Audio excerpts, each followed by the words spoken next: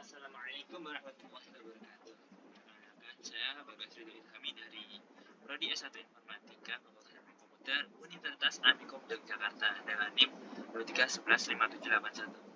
Di sini saya mau mempresentasikan tugas ulangan tengah semester dari kepemimpinan ya.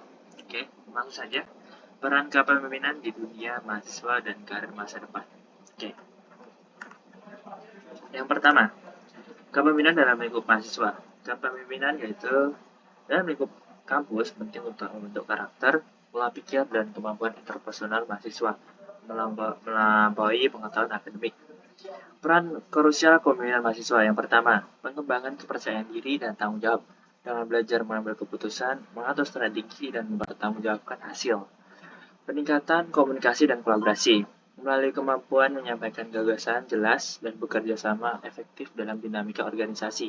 Yang ketiga, latihan manajemen waktu dan penyelesaian masalah dengan membuat prioritas dan tindakan tepat di tengah tujuan, deadline, dan konflik kampus. Yang keempat, pembentukan karakter beretika dengan menerapkan nilai kejujuran, etika, dan profesionalisme sebagai fondasi penting untuk masa depan.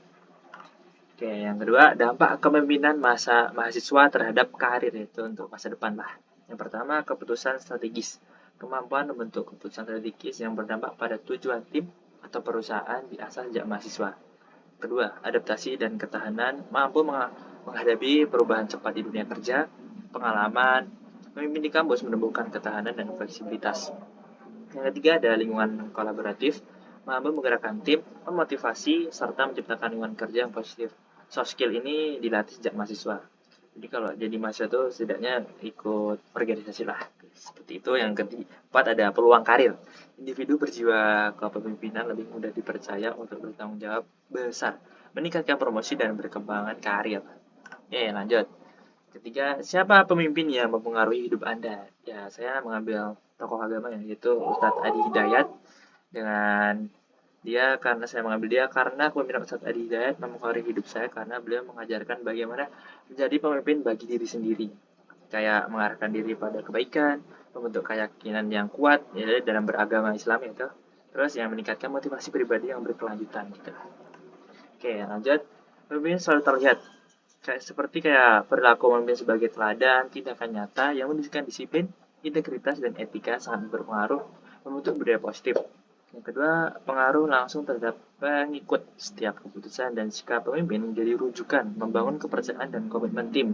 Jadi setiap langkah, kalau nggak setiap gerakan dari pemimpin itu kan biasanya diikuti oleh member-member lah, seperti itulah. Pentingnya konsistensi dan integritas. Integritas adalah fondasi kepemimpinan. Konsistensi dalam nilai menciptakan lingkungan stabil dan dapat diprediksi. Kepemimpinan adalah proses visual, perilaku pemimpin adalah alat komunikasi terkuat. Pemimpin sejati diuji saat terlihat untuk menjaga integritas, konsistensi, dan keteladanan. Oke, ini dari teori-teori pemimpin terlihat ya. Yang pertama adalah teori kepemimpinan teladan. Ya, seperti inilah pemimpin menjadi panutan alami, bawahan meniru perilaku berintegritas, tindakan lebih kuat, dan perintah verbal. Yang kedua ada teori kepemimpinan transformasional. Itu menginspirasi melalui visi dan nilai positif, idealis influence, tindakan konsisten, mempraktekkan standar yang ditetapkan. Yang ketiga, teori kepemimpinan karismatik.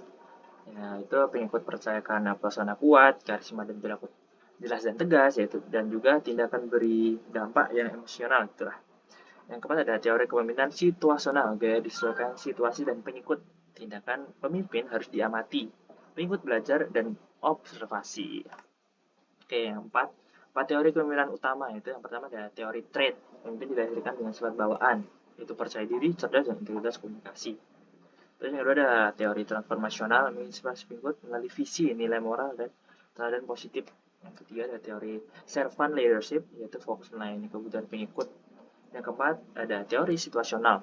Pemimpin menyesuaikan gaya, tegas, mendukung, mengarahkan dengan kondisi, kemampuan, dan kematangan pengikut.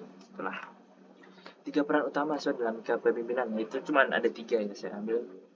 Yang pertama ada leader, terus follower, dan influence. Yang pertama dari leader, pengarah dan pengambil keputusan. Mengarah, mengambil keputusan, dan motivasi untuk mencapai tujuan bersama.